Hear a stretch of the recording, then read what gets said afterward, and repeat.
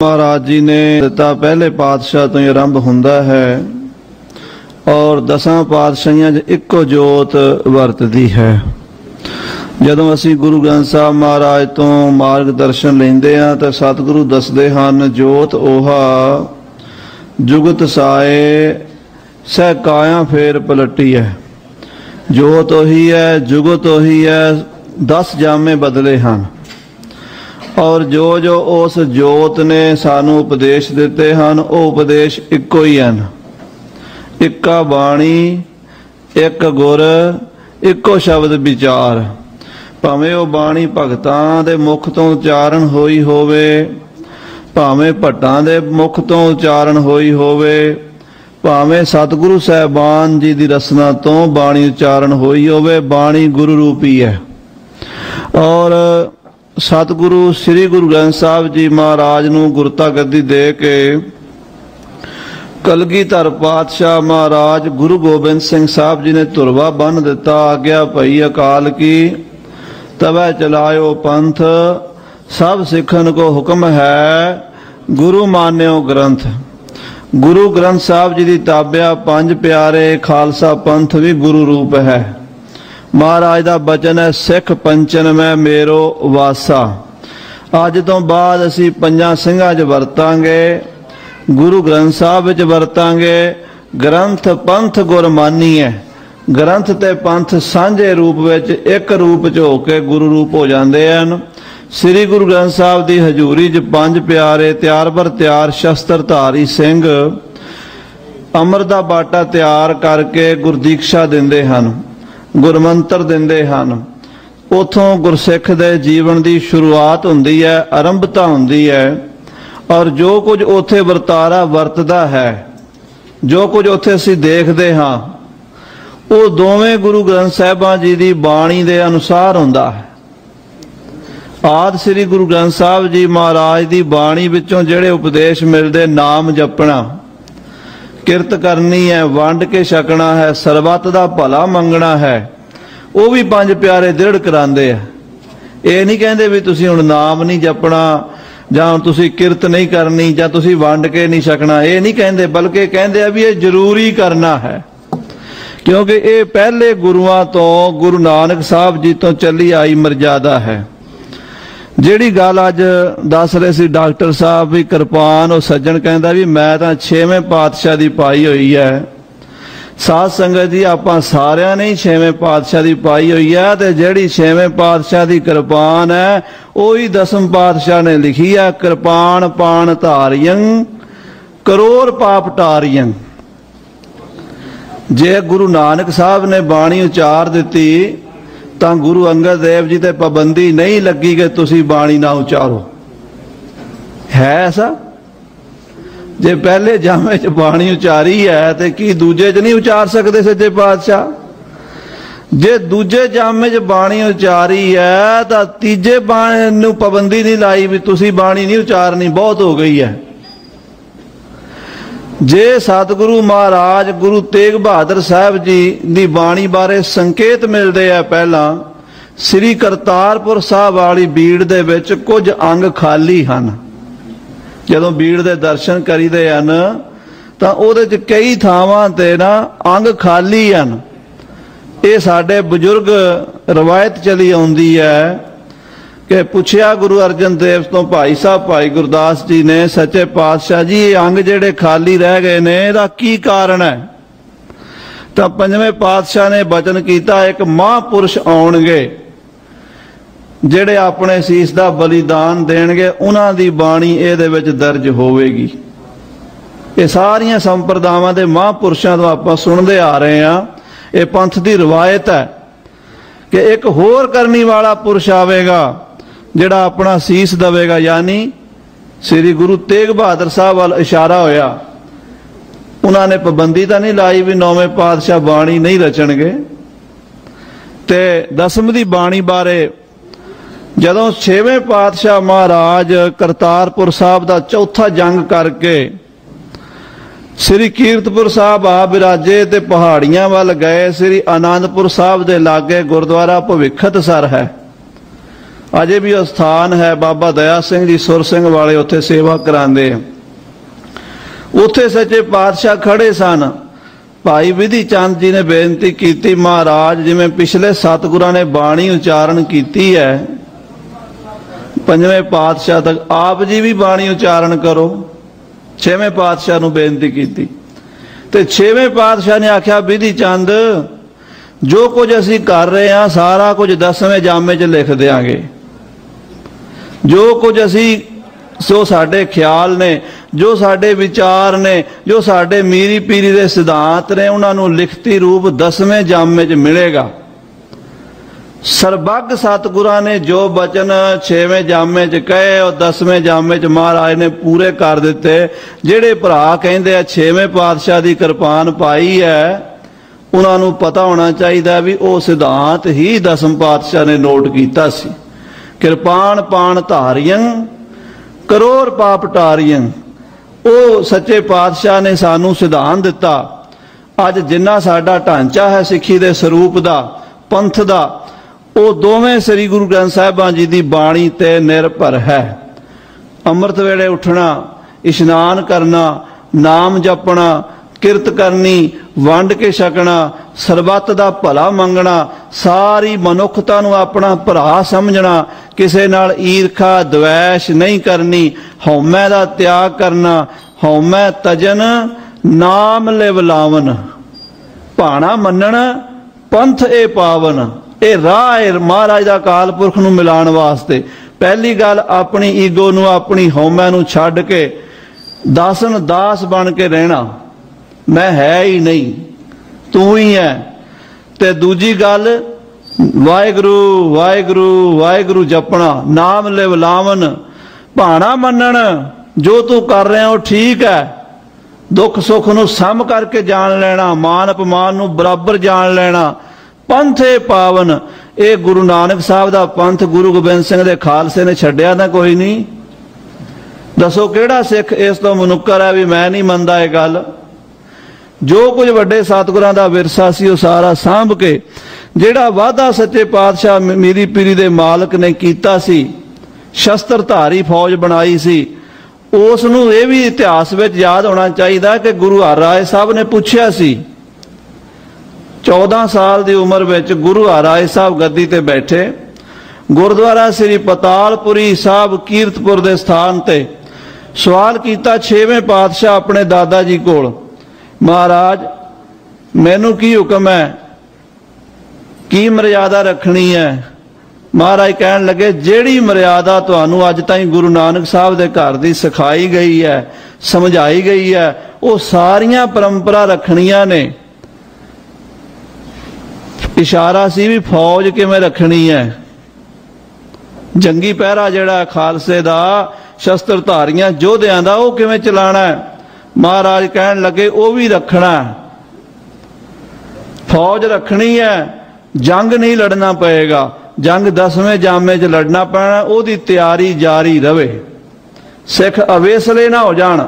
अजकल ये सवाल करते ने उदों किरपानां दी लोड़ सी, हुण की लोड़ है, उदों जंग लड़ते सी, हुण की लोड़ है। खालसा जी जंग की किसी वेले भी लोड़ पै सकती है, जदों दा संसार बनया जंग चलते आए ने, चलते रहे ने, चलते रहणगे। खालसा अकाल पुरख की जिहड़ी फौज है वो सदा वास्ते है, ये नहीं भी एक समय लई एक पीरियड लई सी।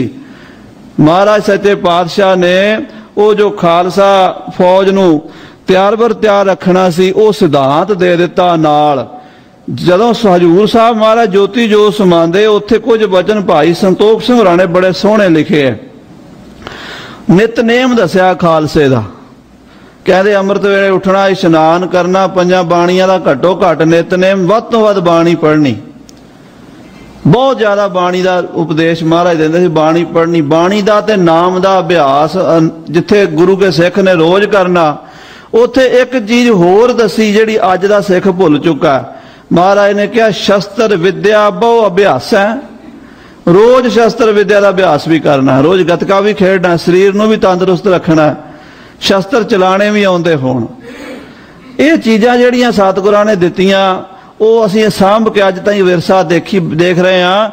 जे किते दसम ग्रंथ साहब नूं आलोप करनगे ते उस तो बाद साडे गलों किरपान भी लुआई जाएगी, क्योंकि हर चीज़ का रीजन पुछया जाता। सिख किहदी गल मनदा, मैनूं ये दसो, असीं किहदी गल मनदे हां? सानूं कोई पुछेगा बई तुहाडे गुरु ग्रंथ साहब ते किरपान का कोई जिक्र ही नहीं है, तुहाडे गुरु ने तो किते लिखिया नहीं। रहतनामिਆਂ ਨੂੰ कहणगे भी ये तो कवियां की रचना है, ये संतां की रचना है, ये किसी की रचना। किहड़े गुरु दसम पातशाह की बाणी नूं नहीं मान रहे, उन्होंने कवियां नूं ते जां इतिहासकारां नूं जां रहतनामी सिखां नूं की समझना है। सो साध संगत खालसा जी, बेनती है भी साडे कोले प्रमाण है गुरु गोबिंद सिंह साहब की बाणी के साडा ये स्वरूप है शस्त्रधारियां दा। असी जिथे शस्त्र रखे उहदे कारण भी सतगुरां ने लिखे हुए दसम की बाणी विच। ये नहीं भी शस्त्र का मतलब असी जिन्हों मर्जी मार दईए, जिन्हों मर्जी वढ दईए, जिन्हों असी बड़े खूंखार हाँ, इदां दी कोई गल नहीं है। ये गलत प्रचार पंथ वास्ते। अज ताईं किन्ने सिखां ने किसी नूं बिना मतलब दे किरपान मारी है? करोड़ां गुरु के सिंह पाई फिरदे, कदी किसी दे वार कीता नजायज बेमतलब? महाराज ने लिखिया है कि खग खंड बिहंडंग खल दल खंडंग आतरण बंडंग बर भंडंग पुज दंड अखंडंग तेज प्रचंडंग जोत अमंडंग भान प्रभंग सुख संतां करणंग। चंगे बंदियां नूं सुख देना। जिहड़े लोग साऊ बिरती वाले हैं, जिहड़े बंदे नेक चलन वाले हैं, जिहड़े समाज दे विच चंगी तरह रहना चाहुंदे हैं, उन्हां नूं सुख देना। सुख संतां करणंग ते दुरमत दरणंग। जालम नूं आपां दरड़ना है, जालम नूं मारना है, नजायज नहीं किसी नूं मारदा खालसा।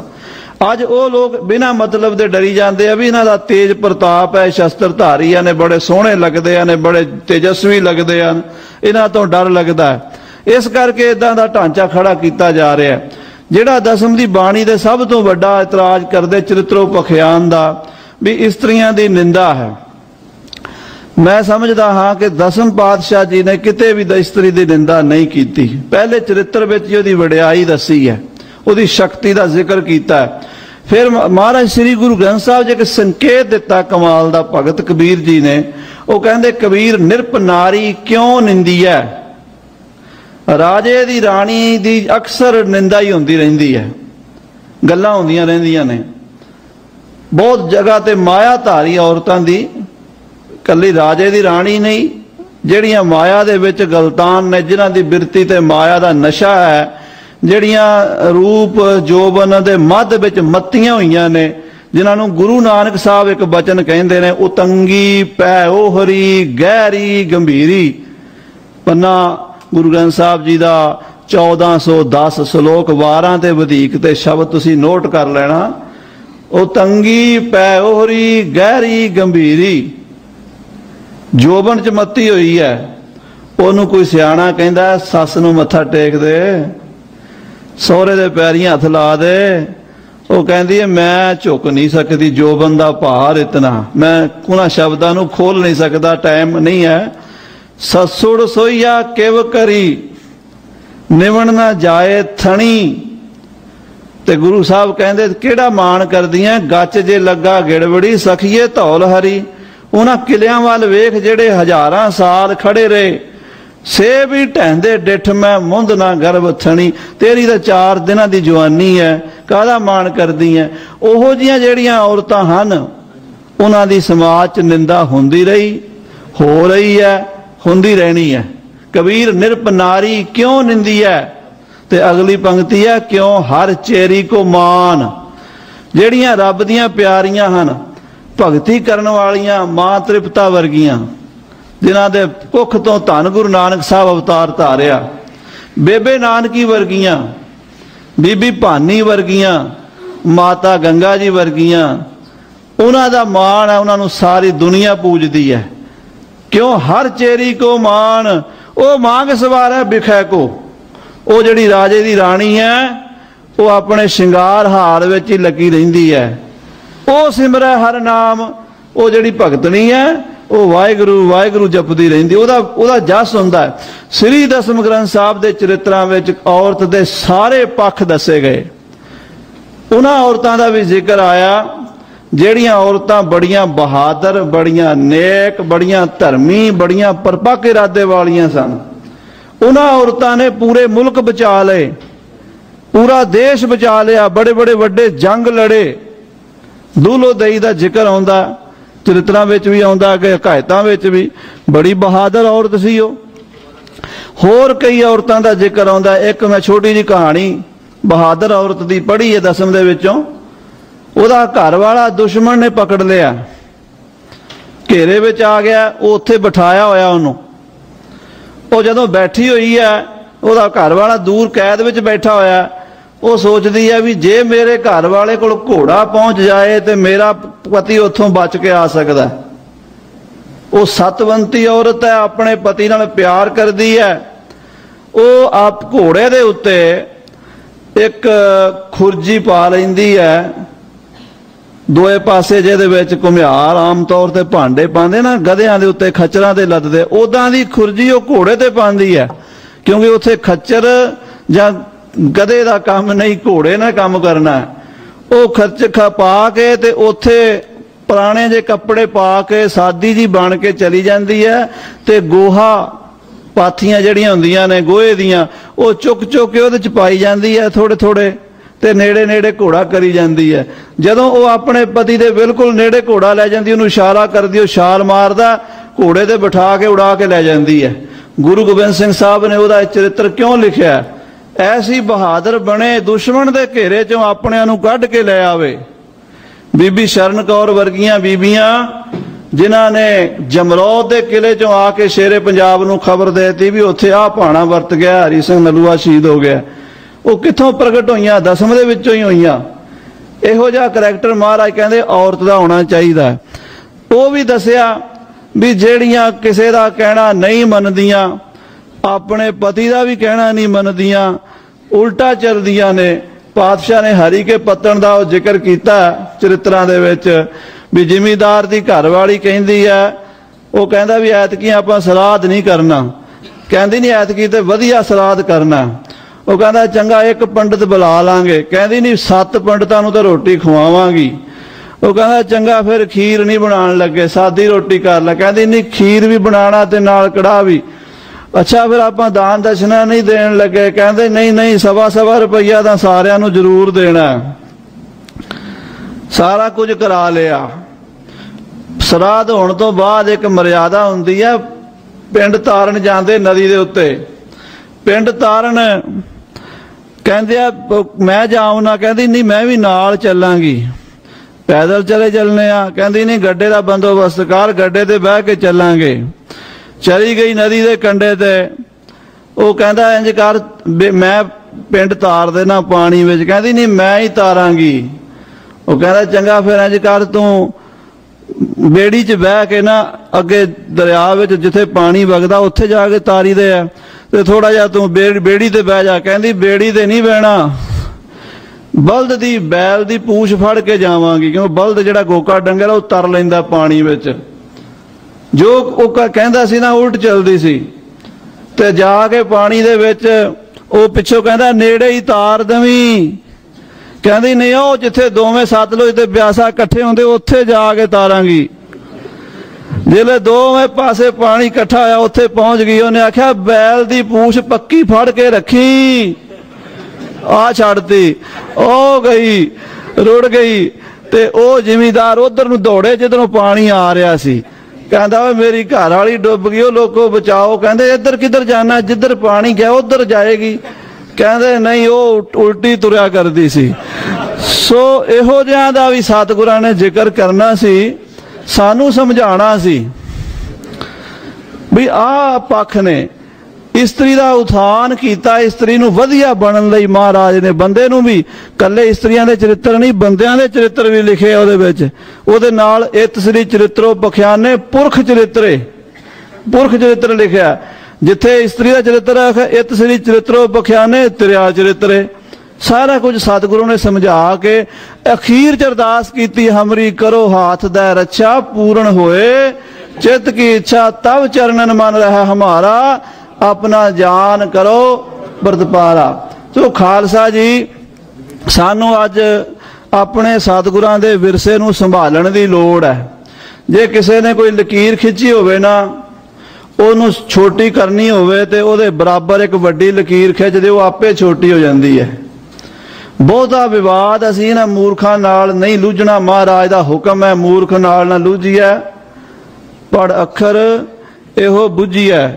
ਅਸੀਂ ਕੀ ਕਰੀਏ? ਅਸੀਂ ਗੁਰੂ ਗ੍ਰੰਥ ਸਾਹਿਬ ਜੀ ਮਹਾਰਾਜ ਤੇ ਦਸਮ ਦੀ ਬਾਣੀ ਪੜ੍ਹਨੀ ਸ਼ੁਰੂ ਕਰ ਦਈਏ, ਬਸ। ਕੁਛ ਕਰਨ ਦੀ ਲੋੜ ਨਹੀਂ। ਜਿੱਥੇ ਅਸੀਂ ਇੰਨੀਆਂ ਡਿਗਰੀਆਂ ਕਰ ਰਹੇ ਹਾਂ, ਇੰਨੇ ਅਸੀਂ ਉੱਚੇ ਅਹੁਦਿਆਂ ਦੇ, ਕੋਈ ਜੱਜ ਬਣਿਆ ਸਾਡੇ 'ਚ, ਕੋਈ ਵਕੀਲ ਬਣਿਆ, ਕੋਈ ਇੰਜੀਨੀਅਰ ਬਣਿਆ, ਕੋਈ ਕਿਸੇ ਤਰ੍ਹਾਂ ਦਾ ਡਾਕਟਰ ਬਣਿਆ, ਉਹ ਇੰਨੀ ਪੜ੍ਹਾਈ ਕਰਕੇ ਕਿਤਾਬਾਂ ਨਾਲ ਮੱਥਾ ਮਾਰਦੇ ਹੋ। ਜੀ ਸਦਕੇ ਕਰੋ, ਪਰ 5, 10, 20 ਮਿੰਟ 15 ਮਿੰਟ ਰੋਜ਼ ਗੁਰੂ ਗ੍ਰੰਥ ਸਾਹਿਬ ਦਾ ਪਾਠ ਜ਼ਰੂਰ ਕਰੋ। ਜ਼ਰੂਰੀ ਇਹ ਬੇਨਤੀ ਹੈ। ਜਿਹੜਾ ਗੁਰੂ ਗ੍ਰੰਥ ਸਾਹਿਬ ਪੜ੍ਹੇਗਾ, ਦਸਮ ਗ੍ਰੰਥ ਸਾਹਿਬ ਪੜ੍ਹੇਗਾ, ਭਾਈ ਗੁਰਦਾਸ ਦੀ ਬਾਣੀ ਪੜ੍ਹੇਗਾ, ਉਹਨੂੰ ਕੋਈ ਸ਼ੰਕਾ ਨਹੀਂ ਪਾ ਸਕਦਾ। ਸ਼ੰਕਾ ਹਮੇਸ਼ਾ ਉਹਨਾਂ ਲੋਕਾਂ ਨੂੰ ਪਾਇਆ ਜਾਂਦਾ ਜਿਨ੍ਹਾਂ ਦੇ ਕੋਲ ਗਿਆਨ ਦੀ ਘਾਟ ਹੁੰਦੀ ਹੈ। ਜਿੱਧਰ ਕੋਈ ਲਾਂਦਾ ਉਧਰ ਲੱਗ ਪੈਂਦੇ, ਉਹ ਕਹਿੰਦੇ ਇਦਾਂ ਵੀ ਹੋ ਸਕਦਾ, ਇਦਾਂ ਵੀ ਹੋ ਸਕਦਾ। ਉਹੀ ਲੋਕ ਭੰਬਲ ਭੂਸੇ 'ਚ ਪੈਂਦੇ ਆ। ਸਾਡੇ ਅੰਦਰ ਭੁਲੇਖੇ ਪਾਏ ਜਾ ਰਹੇ ਆ। ਸਾਡਾ ਨਾਮ ਹੈ ਸਿੱਖ।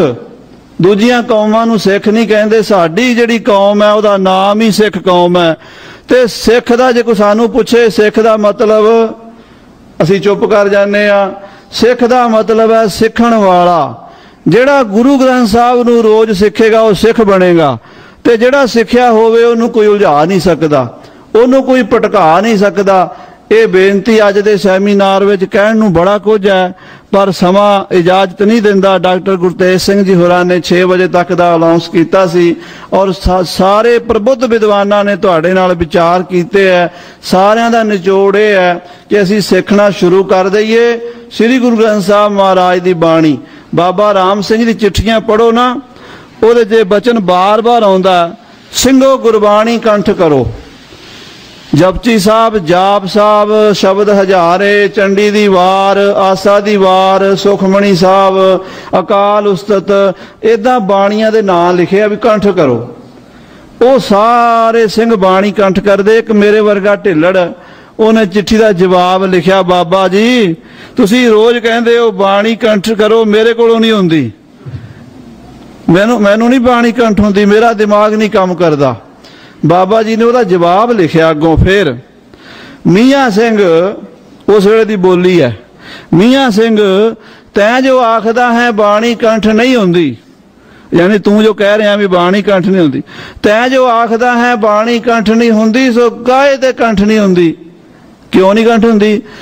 जे 2-2 अखर रोज याद करें, 2-2 पंक्तियां बाणी दियां याद करें, बहुत बाणी याद हो जाती है।